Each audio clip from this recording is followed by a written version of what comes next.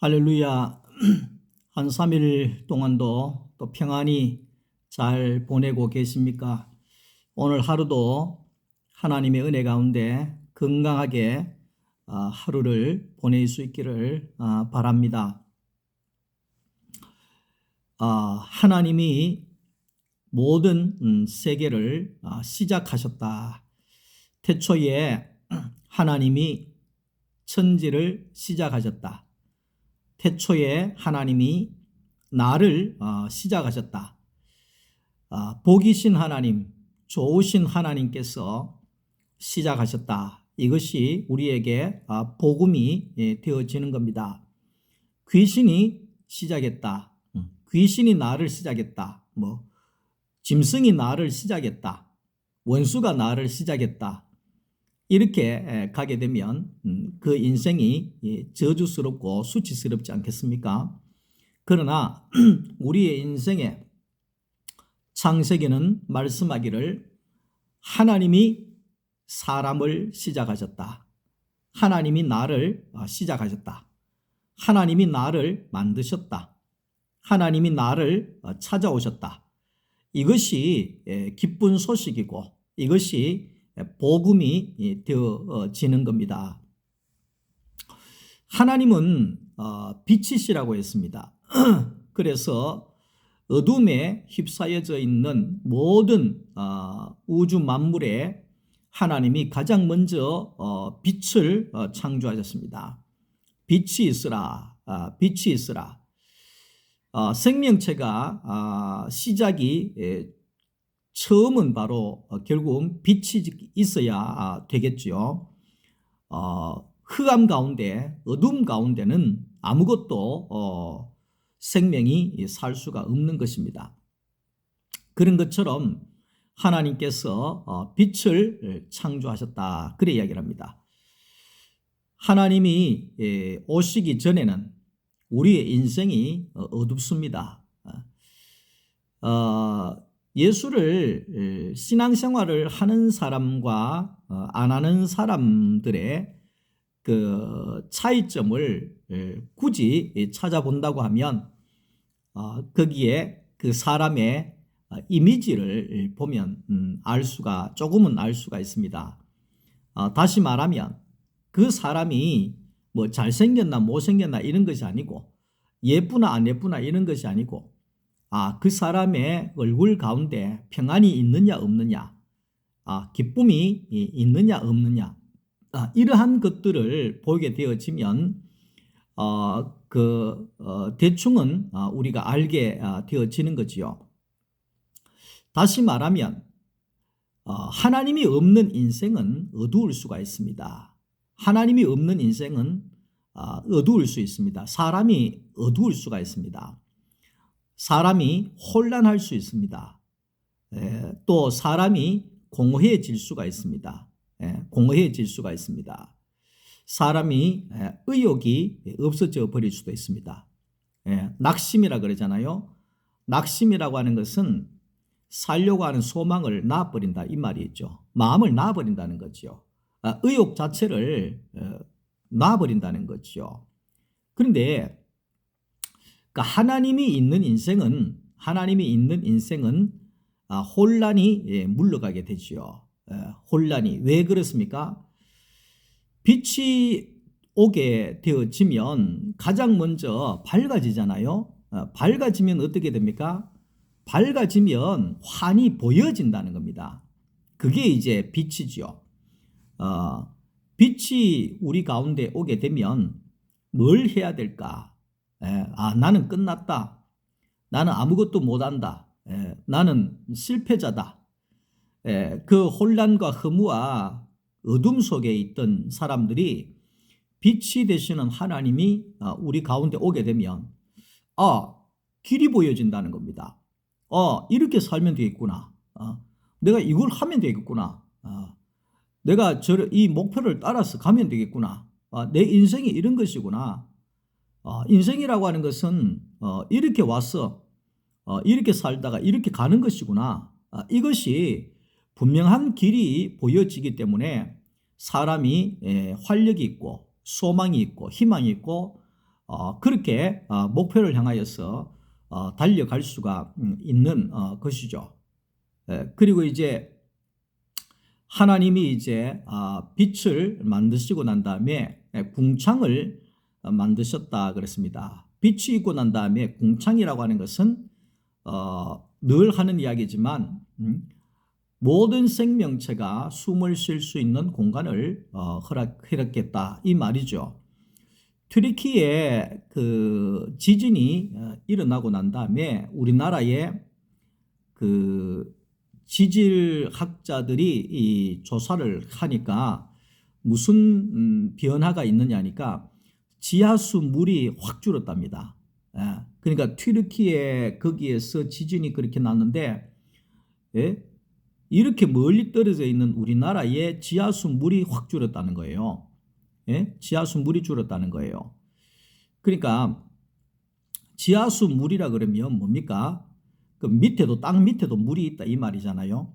그러니까 하나님께서 궁창 위의 물과 궁창 아래의 물로 하나님이 나누시고 그 궁창 가운데서 사람들이 살 수 있게끔 하나님이 해 주셨다 이 말이죠. 그러니까 우리가 너무 밑으로 내려가도 숨 못 쉬고 너무 위로 올라가도 숨을 못 쉬고 하나님이 정하신 이 땅 안에서 구역 안에서 우리가 살아야 숨을 쉬고 살 수가 있는 것이지요. 지난 주일날 수영장에 가면 그 수영을 하면서 숨을 쉬는 방법을 가르쳐 준다 그랬잖아요. 물속에서 숨쉬기 가르쳐 주는 거예요. 그러니까 교회는 어떤 곳인가 하니까 혼란한 세상 속에서 숨쉬기, 숨쉬고 살기, 이거를 우리가 알 수 있는 곳이 바로 교회라는 거죠. 우리가 이 세상 속에 속해서 살고 있잖아요. 우리 모두가 세상을 떠나서는 살 수가 없잖아요. 우리가 함께 이 세상에 살고 있기 때문에. 그러나 세상 속에 우리가 살고 있으면서도 우리가 숨 쉴 자리가 있다는 거죠. 필요하다는 거죠. 그것이 교회고 우리가 숨 쉴 수 있는 그 자리는 십자가의 자리라는 거죠. 십자가의 자리라고 하는 것은 뭡니까? 예수 안에 내가 있는 구속의 삶이 바로 숨을 쉴 수 있는 자리다 이렇게 말할 수가 있습니다. 그러니까 우리가 예수 안에 구속의 자리에 있는 사람들은 어떤 상황 속에서도 물속에서도 수영하는 사람들이 숨을 쉬는 것처럼 혼란한 공허한 혼돈한 이 세상 속에서도 예수 안에서 우리는 숨을 쉬면서 살 수가 있다는 것을 말씀을 하고 있습니다. 마태복음 1장 1절 그러니까 창세기 1장 1절 태초에 하나님이 천지를 창조하시니라. 이것이 가장 중요한 말씀이고 두 번째 신약의 처음 아브라함과 다윗의 자손 예수 그리스도의 세계라. 그러니까 창세기의 1장 1절은 하나님이 천지를 시작하신 천지의 모든 세계를 시작하신 시작이고 마태복음 1장 1절 신약의 시작은 예수께서 이 타락한 세상 속에 숨 쉴 수 있는 세계를 이루어 주셨다. 시작해 주셨다. 이것이 바로 신약이고 예수 그리스도의 세계고 교회라는 것입니다. 거기에 이제 진리를 알지니 진리가 너희를 자유하게 하리라. 그러니까 진리를 모르면 사람이 자유를 누릴 수가 없다. 속아서 어두움에 속아서 살 수밖에 없다. 뭐 그런 뜻이겠죠. 그 마태복음 1장을 보면 5 여자가 나옵니다. 5 여자가 나오는데 거기에 다말부터 시작해서 시아버지하고 잠자리해서 애 낳는 며느리가 없나, 남편 버리고 왕을 남편으로 삼아서 거기에 그 사치를 찬란한 그런 삶을 살아간 사람이 없나, 뭐 기생하다가 산 사람이 없나, 이 별 사람이 다 나옵니다. 그러니까 예를 들어서 이 기생 라합을 보게 되면 라합이 기생으로 살았다 그랬잖아요. 요즘에도 뭐 기생으로 산다 그러면 미안한 말이지만 볼장 다 봤다 이래 이야기를 하잖아요. 근데 그 당시에 기생이라 그러면 이건 뭐 말할 것도 없는 아주 추한 사람이죠. 사람이 아니죠, 쉽게 이야기하면. 예? 그런데 이런 사람이 세상에서 얼마나 답답하게 살았겠습니까? 숨을 쉬고 살 수 있었겠습니까? 숨 조금 쉬었다 그러면 어디에 이 기생이 숨을 쉬냐고 막 그렇게 목을 조르고 공격을 하고 그런 공격을 당했지 않겠습니까? 그게 이제 숨을 쉴 수가 없는 세계죠. 세상은 숨을 쉴 수가 없습니다. 어디에 남자가 없어가지고 거기에 시아버지를 꼬셔가지고 애를 낳느냐고. 이 세상에서는 숨을 쉴 데가 없어요. 이런 죄인 같은 경우에. 그러니까 이들이 숨을 쉬기 위해서 어디로 가야 되겠습니까? 구약의 살인죄를 저지르면 살아남기 위하여서 도망가서 도피성에 가서 머물고 있잖아요. 어떻게든지 간에 제사장께서 상황 판단을 정확하게 하셔가지고 어떻게든지 살려줬으면 좋겠습니다. 이게 이제 도피성이거든요. 그러니까 우리 인생에 있어서 사람에게 있어서 완전한 도피성이 되시고 안전한 숨 쉴 수 있는 그 자리를 누가 가지고 오셨나? 예수님이 가지고 오셨다는 거예요. 예수님이 가지고 오셨다는 거예요. 수고하고 무거운 짐진 자들아 다 내게로 오라. 내가 너희를 쉬게 하리라. 목마른 자도 오라. 죄인들도 오라. 약한 자도 오라. 병자도 오라. 다 오라. 누구든지 숨이 막히고 누구든지 죄인 취급받고 누구든지 세상에 목이 졸려지고 돌을 맞을 자는 다 내게로 와라. 내가 너희에게 쉼을 주겠다. 내가 너희에게 안식을 주겠다. 이것이 바로 예수 그리스도의 세계라는 것입니다. 우리는 이제 생각하기를 나는 착해가 구원받았다.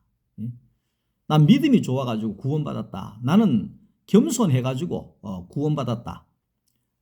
나는 딴 사람보다도 더 의로운 사람이라서 내가 하나님 앞에 부름받고 구원받았다. 이건 복음이 아닙니다. 이건 세상입니다. 이건 종교입니다. 그러면 뭐 하려고 창세기 1장에 그 수치스러운 여자들을 예수님의 조상으로 그리고 이름을 올려놨겠어요. 그 이름을 빼야지요. 이름을 빼야죠. 만약에 좀 마음이 그렇지만은 우리 집안에 우리 집안에 뭐 징조 할머니가 고조 할머니가 기생이다. 이 족보에 올려놓으면 우회되겠습니까? 야단나지요. 족보 없애버라 이래 하지 않겠어요? 근데 마태복음에 예수님의 족보는 버젓하게 그런 걸 올려놨다는 거예요. 그건 뭐냐 하면 예수님의 세계는 예수님이 가지고 오신 나라는 예수 안에 들어오기만 하면 모두가 자유함을 얻고 모두가 의로움을 얻고 모두가 숨을 쉬고 살 수 있는 생명의 세계다 하는 것을 말씀하기 위해서 그렇게 우리에게 보여주고 있는 것입니다. 지난주에 나면서 소경된 사람이 있었다 그랬잖아요. 나면서 소경되었으니까 얼마나 불쌍합니까? 나면서 소경되었으니까 살고 싶은 마음이 있겠습니까? 희망이 있겠습니까? 그런 사람을 두고 지나가는 사람들이 이 죄인이 말라고 이어 왔냐고 말이야. 네 같은 죄인이 말라고 교회 왔냐 말이야. 네 같은 죄 많아가지고 눈이 멀은 사람이 뭐 하려고 여기 와 있냐 이 말이에요. 예? 참 그렇게 사람들이 그렇게 공격을 해댑니다. 그러니까 나면서 눈 멀었던 이 사람은 얼마나 이제 답답하고 숨을 쉴 수가 있겠어요. 숨을 못 쉬잖아요. 예? 숨 쉴 자리가 없는 거예요. 예? 교회가 뭐 잘했느니 못했느니 이러면 사람이 거기에 그 궁뎅이를 붙이고 앉아 있을 수가 없는 거예요. 예? 예를 들어서 제가 늘 가는 이야기지만 제가 포항에서 목회할 때 주일날 낮 예배 시간에 어떤 뭐 여자분이 한 사람이 확 들어오는데 그 뭐 화장을 하고 향수 냄새에 술 냄새에 담배 냄새에 막 미니스커트 옷을 입고 막 이 높은 구두를 신고 얼마나 화려창창하게 들어왔는지 그 사람이 들어오는 순간에 모든 사람들이 눈빛이 뭔지 압니까? 뭐 저런 사람이 교회를 다 왔나 이래. 뭐 저런 여자가 교회를 다 왔나 이런 표정이에요. 교회에 오려고 하면 좀 거룩하기도 하고 착하기도 하고 겸손하기도 하고 의롭기도 하고 생김새도 좀 부드럽고 뭐 이런 사람이 오지 뭐 저렇게 옷도 다 벗어가지고 술 냄새 담배 냄새 오만 냄새 다 하는 저런 여자 왜 왔냐. 원래 그런 여자가 와야 되는 교회가 그게 교회예요. 예? 변호사나 오고 거기에 교수나 오고 의사나 오고 뭐 엘리트 그룹이 막 오고 대통령 오고 국회의원 오고 그래야지 교회가 수준 있고 좋은 교회고 거기에 뭐 술 먹고 뭐 이렇게 피피하고 이런 사람은 죄 많아가지고 못 살고 죄 많아가지고 그 병들고 죄 많아가지고 잘 못 살고 이런 식으로 치부를 해버리면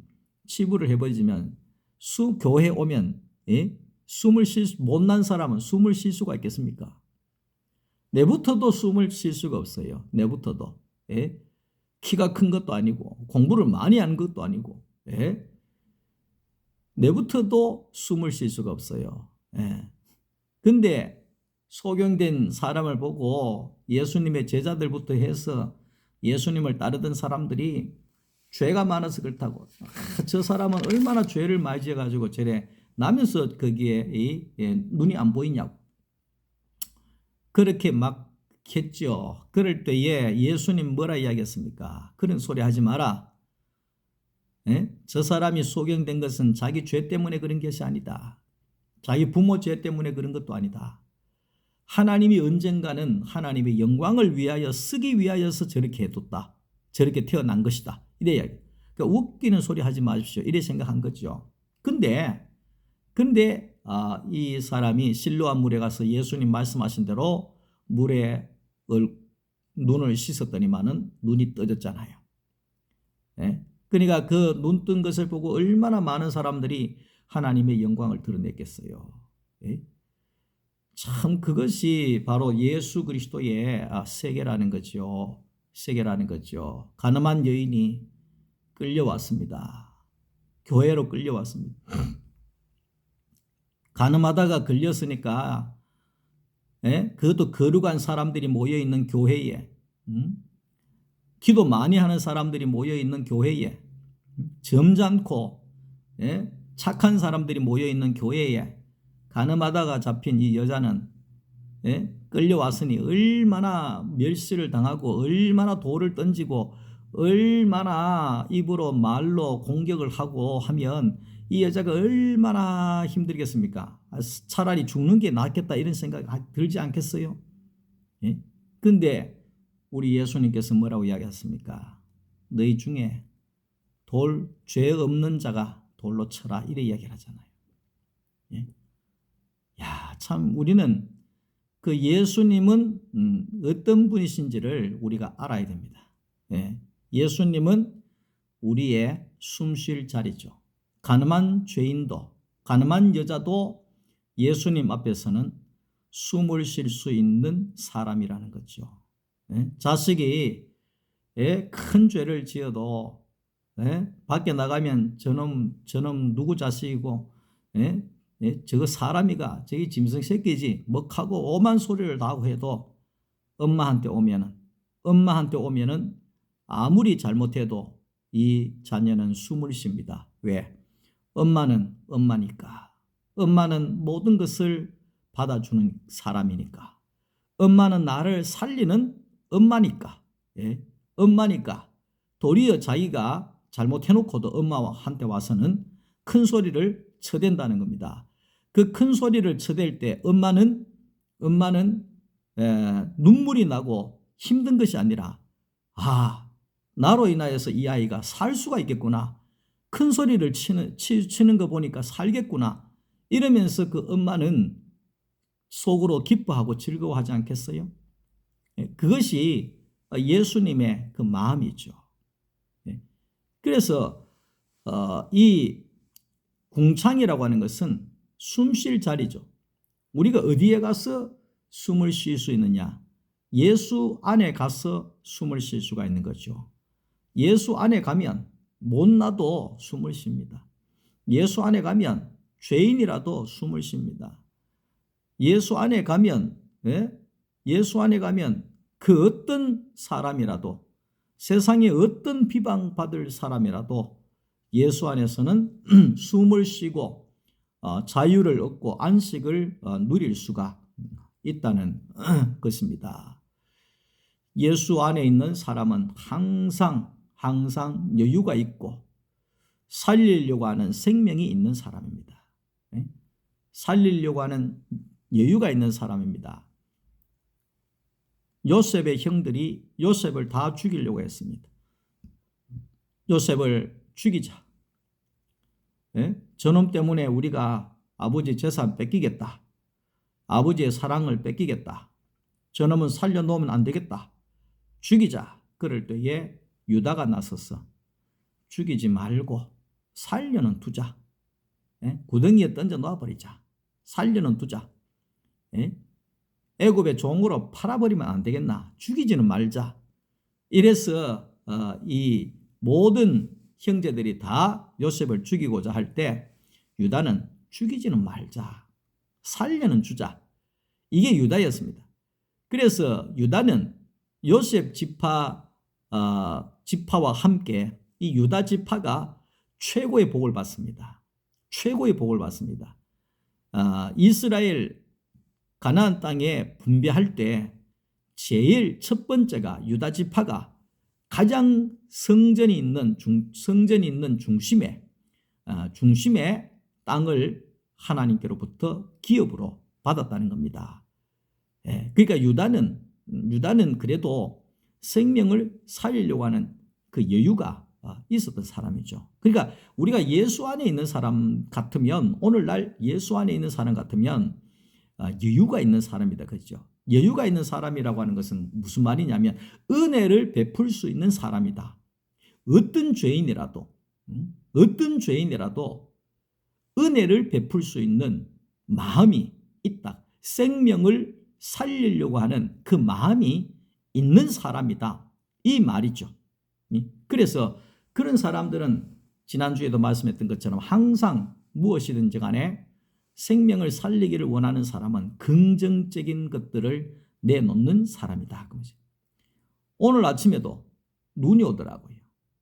갑자기 또 추워지더라고요. 어제는 또 그렇게 봄 날씨처럼 덥다가 오늘은 또 갑자기 겨울처럼 추워지더라고요. 근데